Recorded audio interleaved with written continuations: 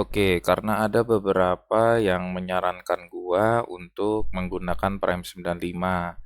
Katanya kalau mau ngetes suhu maksimalnya itu ada di Prime 95 karena Prime 95 itu bisa boost power itu hingga sampai 90 watt katanya untuk itu 6700. Jadi lumayan menarik gitu karena perlu diketahui juga water block gua itu memiliki TDP maksimalnya 100 watt. Nah, gue juga penasaran gimana kalau kita kasih power tuh sekitar 80 sampai 85 watt, 90 watt mungkin. Hasilnya seperti apa? Apakah masih bisa ditahan suhunya? Apakah masih bisa menahan suhu di bawah suhu throttling? Suhu throttling kan ada di 90 derajat lebih ya. Apakah masih bisa? Yuk kita langsung tes aja. Pertama yang kita lakuin itu adalah ngeriset semuanya ya. Ini kita pertama MSI Afterburner kita reset, clear history. Terus untuk HW infonya kita clear. Uh, dan terus kita lihat suhunya yang ada di core temp. Suhunya idle-nya lagi posisi di 30 derajat, sama ya sekitar 32 derajat lah. Dan ini suhu ruangan gua itu mencapai 31,6 derajat Celcius sebelum melakukan pengetesan. Dan suhu air ini berada di 31,8 derajat Celcius. Jadi berbeda 0,2 ya antara suhu air sama suhu ruangan. Dan untuk dayanya sekarang itu mencapai 65 watt ketika idle. Ini udah sama monitor, jadi kemungkinan untuk PC-nya doang sekitar di 45 watt. Nah, untuk sekarang ini sebelum kita melakukan pengetesan, suhu idle ini berada di 32 dan sekarang running di 33 derajat. Jadi kita langsung tes aja, kita langsung ngidupin semuanya. Ini kita reset lagi deh. Kita reset terus langsung kita jalankan Prime 95-nya. Wow. Oke. Wow, 85 watt untuk CPU package powernya.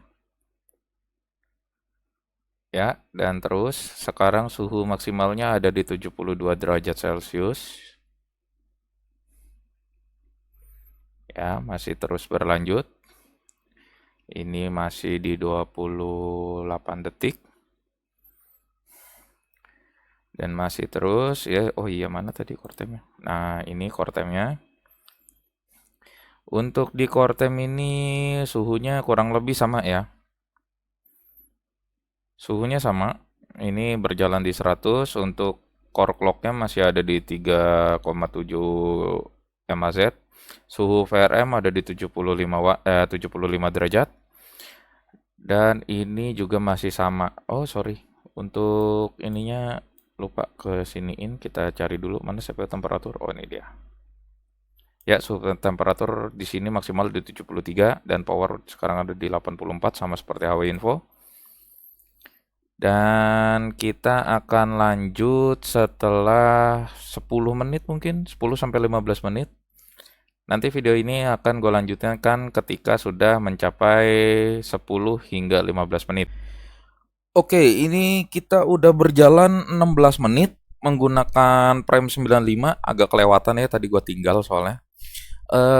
Bisa dilihat suhu maksimal yang di CPU ini masih ada di 79 derajat Celcius dari HW Info dan average-nya ada di 73 derajat Celcius.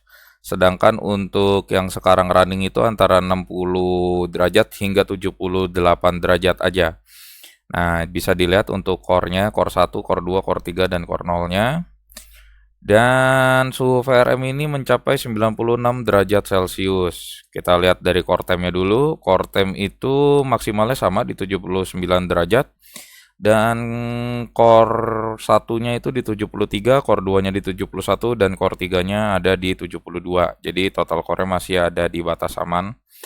Kita lihat dari MSI Afterburner juga maksimal temperatur CPU-nya ada di 79 derajat juga. Dan yang lain-lainnya juga sama seperti yang di HW Info. Nah, kendalanya adalah suhu VRM. Kenapa suhu VRM kendala? Karena dia udah mencapai 97 derajat Celcius nih maksimalnya. Jadi ketika si suhu VRM-nya ini sudah mencapai 97 derajat Celcius, maka power package-nya itu akan diturunkan. Nah, kenapa diturunin? Karena agar tidak mencapai suhu yang lebih tinggi. Nah, ini dilihat itu udah nyampe 66 watt, jadi dia drop dulu untuk menurunkan suhu VRM-nya, nanti dia naik lagi ke 83. Jadi tadinya gue pikir ini thermal throttlingnya dari i7 6700, ternyata bukan. Ini adalah limit suhu dari VRM. Jadi VRM-nya menurunkan power sampai suhunya turun, baru dia naikin lagi ke 85 watt maksimalnya. Jadi kita masih ada kendala di custom water cooling PC ini yang menggunakan radiator sepeda motor. Masalahnya itu ada di suhu VRM yang sangat tinggi. Ketika melakukan stress test Prime 95, jadi bisa dilihat ini ketika suhu VRM mencapai 97, dia akan menurunkan power package-nya sampai yang terendah itu di 24 watt ini dari afterburner ya. Kita naikin dulu. Afterburner ini sampai di 55 watt. Terus diturunin lagi sampai, pokoknya intinya dia menurunkan suhu itu. Nah, ini sampai 20 watt nih. Jadi dia menurunkan suhu VRM dengan menurunkan power package-nya juga, dan otomatis akan mempengaruhi clock dari CPU-nya. Jadi saya pikir tadinya thermal throttling, ternyata bukan. Begitu dicek di HW Info juga nggak ada thermal throttling. Karena gue pernah ngetes di air cooler, maksudnya pendingin udara ya, menggunakan Deepcool GMX 400, itu suhu maksimalnya untuk sampai thermal throttling CPU itu ada di 95 derajat Celcius. Jadi ini masih tergolong sangat aman ya, cuma memang VRM yang bermasalah. Tapi ini nggak masalah juga karena untuk penggunaan harian itu tidak mungkin segini untuk wattnya, karena kemarin kita blender sama Cinebench saja itu power maksimalnya ada di 70 watt, 70 sampai 73 watt. Sedangkan baru Intel Burn Test itu mencapai 83 watt, itu pun jarang banget. Nah, ini berjalan di 82 watt, 85 watt ini continuous selalu di sini. Jadi ini masih bisa dibilang jarang dalam penggunaan PC harian ya. Jadi ini masih batas aman, dan CPU-nya pun juga suhunya masih aman di 79 derajat Celcius. Tergolong adem di suhu ruangan segini. Dan jadi ini kendalanya cuma di VRM-nya doang. Nah, untuk hasilnya sendiri, suhu ruangan di kamar gue menjadi 32, berapa derajat ini? Sebentar saya cek. Suhunya berada di 32,1 derajat. Dan untuk suhu airnya itu berada di 34,9 derajat. Suhu air radiatornya ya. Dan ketika kita running, daya yang dibutuhkan saat menggunakan Prime 95 ini memakan daya 172 watt. 172 sampai 173 watt. Ini udah termasuk monitor, jadi kemungkinan ada di 150 watt untuk PC-nya aja. Nah, sekian dari pengetesan dan data-data gua. Tetap kita masih ada masalah di VRM. Nanti gua akan cari solusinya bila mana sempat. Bagaimana caranya bisa stabil di Prime 95 di suhu VRM di bawah 90 derajat. Nanti kita akan cari solusinya. Sementara gitu dulu tes dari gua. So far menurut gue ini sangat-sangat bagus ya. Penekanan suhunya untuk CPU karena masih bisa ditahan di bawah 80 derajat. Anggap aja 80 derajat pas.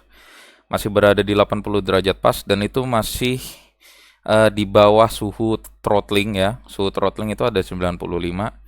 Karena gue nggak ada perbandingan, ini gue ngambil dari YouTube luar.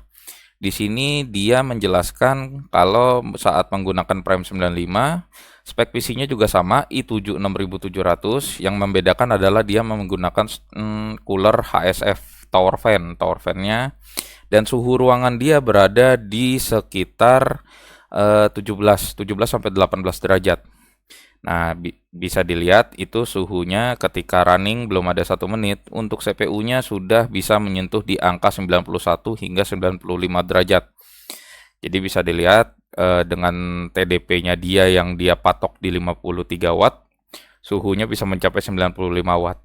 Sedangkan di PC gua yang menggunakan custom water cooling yang pakai radiator Suzuki GSX 150R, itu suhu yang bisa ditekan hingga sampai 80 derajat. Berarti kalau patokannya dari YouTube luar yang gua ambil ini, itu bisa mereduksi suhu sampai 15 derajat dengan power package yang jauh lebih tinggi.